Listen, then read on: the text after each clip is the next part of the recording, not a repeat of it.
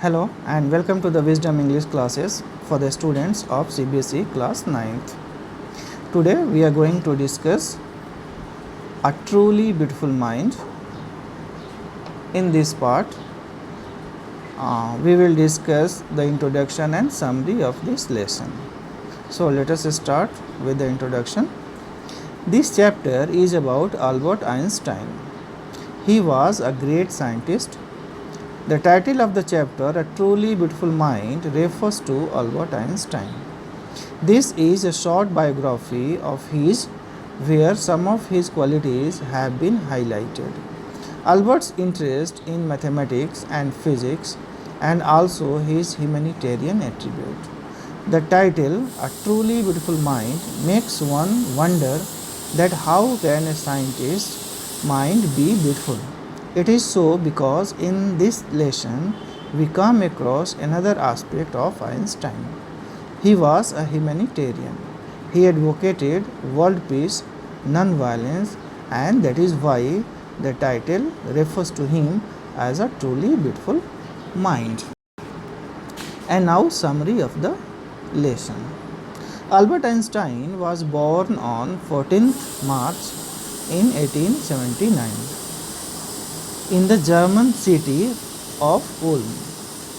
Till the age of 2.5 years, he could not speak, and when he started speaking, he spoke every word twice.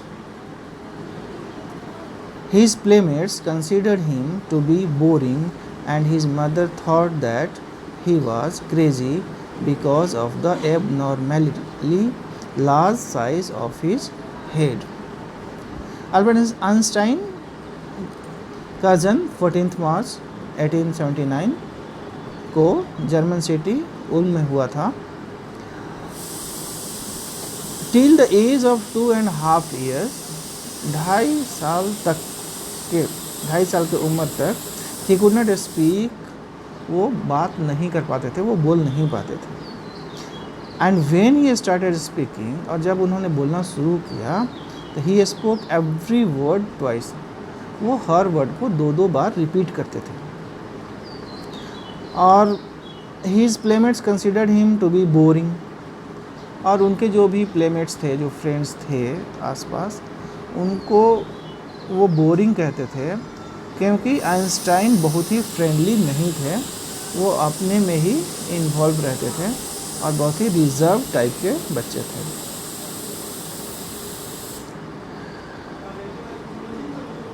And his mother thought that he was crazy because of the abnormally large size of his head. और उनका head का size भी थोड़ा ज़्यादा बड़ा था, और उसके वजह से उनकी मदर उनको एक थोड़ा एबनॉर्मल समझती थी. At school his head master regarded him as stupid and good for nothing. और जब वो स्कूल में पढ़ते थे तो स्कूल के हेड मास्टर उनको बिल्कुल भी निकम्मा, स्टूपिड समझते थे, जो जीवन में कुछ भी नहीं कर सकते. इस तरह के कमेंट्स उनको मिलते थे. But he proved them all wrong. लेकिन अपने बारे में जो भी प्रेडिक्शंस वो सुने थे, उनके बारे में होता था, सबको उन्होंने गलत प्रूव कर दिया. At the age of 6, at the insistence of his mother, he learned to play the violin. 6 साल की उम्र में उन्होंने वायलिन सीखना शुरू किया. He became a gifted violinist, बहुत ही अच्छे वायलिन बजाते थे. At the age of 15, his family moved to Munich. और जब वो 15 के हुए तब उनकी फैमिली म्यूनिक शहर में शिफ्ट कर गई. He did not feel comfortable with the strict discipline at the school and left it. और जिस स्कूल में उनका एडमिशन था, वहाँ का डिसिप्लिन थोड़ा बहुत ही स्ट्रिक्ट डिसिप्लिन था, और उसको वो बिल्कुल भी पसंद नहीं करते थे. इसके वजह से उनको स्कूल भी छोड़ देना पड़ा.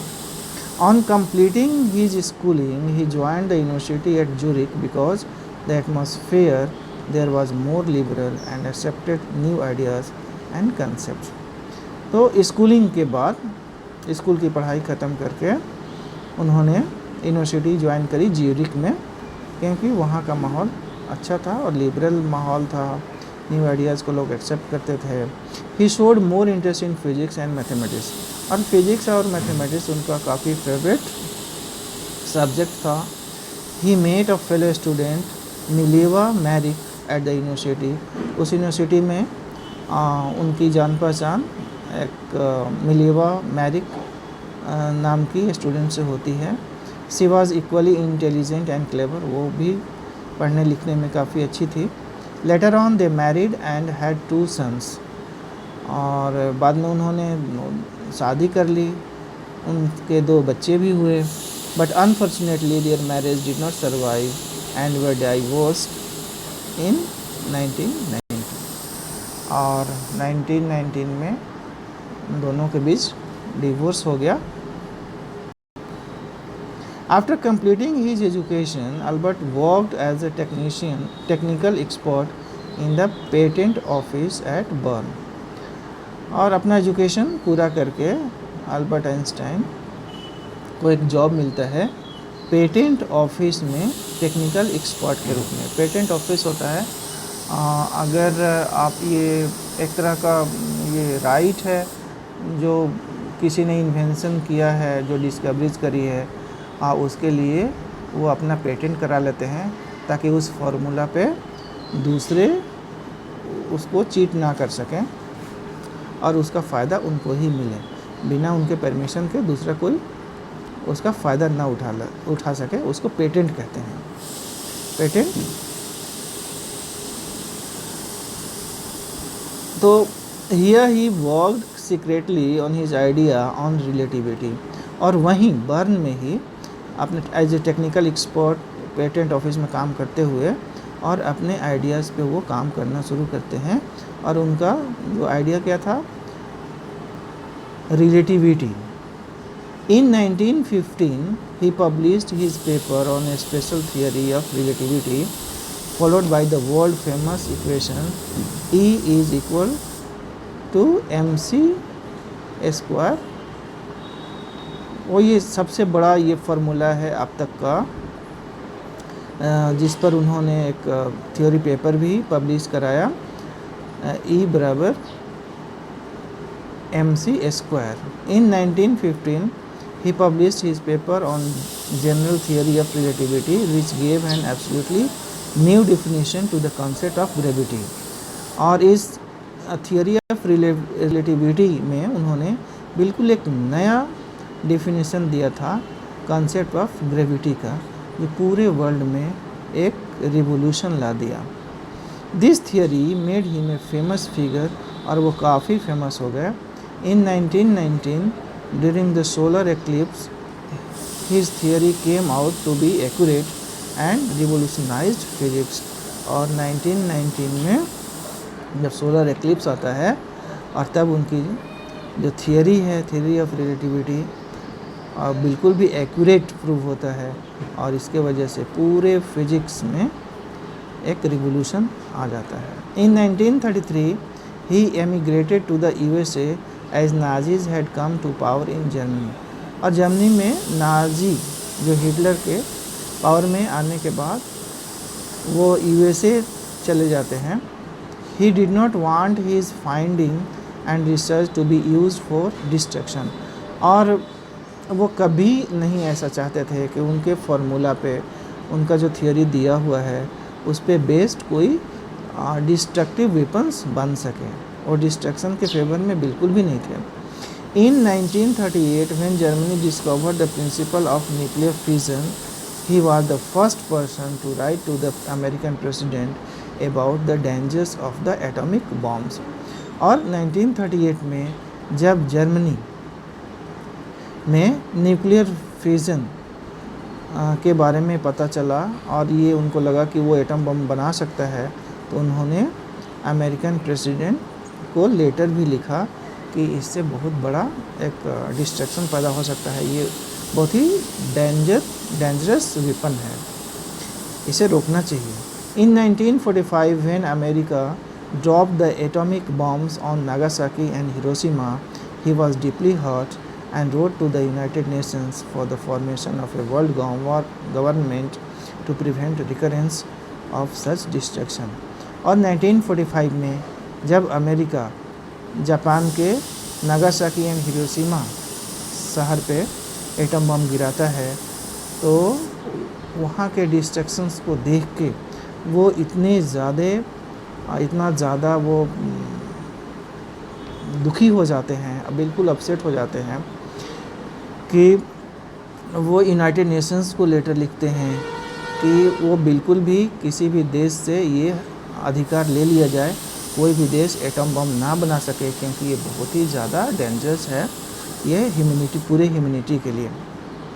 और इसके बाद बहुत सारा पेपर में हमने पढ़ा है कि उसके बाद उन्होंने गवर्नमेंट के जितने भी एजेंसीज़ के ये मेंबर रहे हैं उस सबसे उन्होंने रिज़ाइन कर दिया था और एक इंस्टीट्यूशन, एजुकेशनल इंस्टीट्यूशंस स्टार्ट किया था जिसमें साइंस के साथ साथ स्पिरिचुअल शिक्षा भी दी जा सके।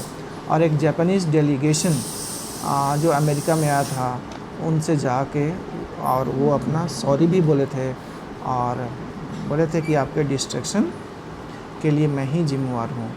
और इस तरह से हम देखते हैं कि भले ही उनके फॉर्मूले पे एटम बम बन सकता है लेकिन उसका जो डिस्ट्रक्टिव पार्ट है उसको कभी उन्होंने फेवर नहीं किया, वो हमेशा वर्ल्ड पीस की ही बात करते थे। He has spent his later days in politics advocating world peace and democracy। और उसके बाद उन्होंने अपना पूरा जीवन वर्ल्ड पीस एंड डेमोक्रेसी को पॉपुलराइज करने के लिए, उसको स्प्रेड करने के लिए ही बिताया। And finally he died at the age of 76 in the year 1955। और 1955 में 76 ईयर्स एज में उनकी मृत्यु हो जाती है। Thank you.